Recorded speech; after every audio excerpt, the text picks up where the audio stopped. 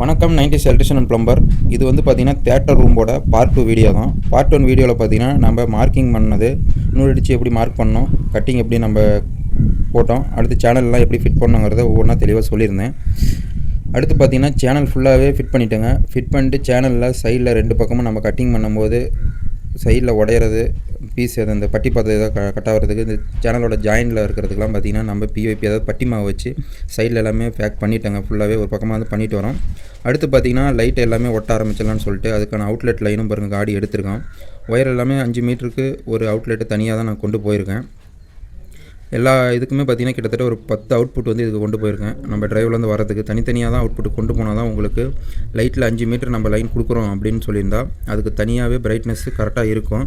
நீங்கள் ஒரு 10 மீட்டருக்கு ஒரு அவுட்புட் தனியாக கொண்டு போனீங்கன்னா ஃபஸ்ட்டு ஸ்டார்டிங்கில் அந்த 5 மீட்டர் கரெக்டாக ஏறிங்க. அடுத்த 5 மீட்டரில் பார்த்திங்கன்னா பாதி பிரைட்னஸ் வரும்.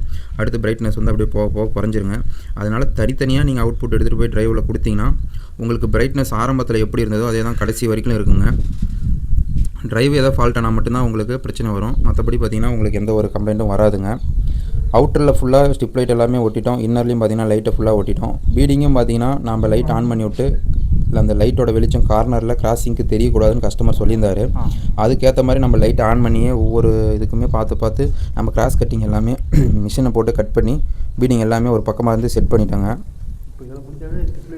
செட் பண்ணிட்டு பாருங்கள், லைட்டை நான் வந்து ஆன் பண்ணி காட்டுறேன். இதுக்கு பார்த்திங்கன்னா 10 வந்து அவுட்புட் எடுத்துகிட்டு போயிருந்தோம். அது எல்லாமே 2 டிரைவில் தான் கொடுத்துருக்கேன். டிரைவ் என்ன ஆம்ஸில் போட்டிருக்கோம், எத்தனை அவுட்லெட் எடுத்துகிட்டு போயிருக்கோம், என்ன ஸ்டிப் யூஸ் பண்ணியிருக்கோம், என்ன டிரைவ் யூஸ் பண்ணியிருக்கோம் அப்படிங்கிறத ஃபுல் வீடியோவை நான் உங்களுக்கு வந்து மறக்காமல் நம்மளோட யூடியூப் சேனல் 90s எலக்ட்ரிஷியனுங்கிற சேனல்லையும், ஃபேஸ்புக்கில் விஜயகுமார் விஜய்ங்கிற 90s எலக்ட்ரிஷியனுங்கிற சேனல்லையும் நான் தெளிவாக ஃபுல் வீடியோ கொடுக்குறேங்க. ஃபஸ்ட்டு பார்த்திங்கன்னா அவுட்டரில் வந்து தனியாக ஒரு சுவிட்ச் கொடுத்துருக்கோம். இன்னருக்கு எல்லாமே தனியாக ஒரு சுவிட்ச் கொடுத்துருக்கோம். இது பார்த்திங்கன்னா 20க்கு 18ங்க பெரிய ஹாலு.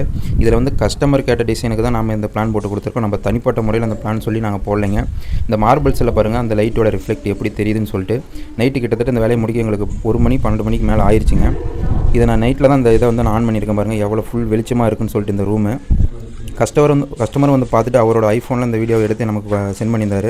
அவர் நினச்சதோட நல்லாவே வந்திருக்குன்னு சொல்லிட்டு ரொம்ப அவர் ஹாப்பியாகவே இருந்தாருங்க. நம்ம ஒர்க் எப்படி இருக்குன்னு சொல்லிட்டு பாருங்கள். நம்ம ஒர்க் பிடிச்சிருந்தால் மறக்காமல் கமெண்ட்டில் எப்படி இருக்குன்னு சொல்லிட்டு போங்க. உங்களுக்கு ப்ரொஃபைல் லைட் பற்றி ஏதாவது தகவல் வேணும்னா, ஏதாவது தெரிஞ்சுக்கணும்னாலும் நம்மளை வந்து கான்டாக்ட் பண்ணுங்கள். உங்களுக்கு நான் வந்து மெசேஜ் பண்ணுறேன், கால் பண்ணாலும் தகவல் கொடுக்குறேன்.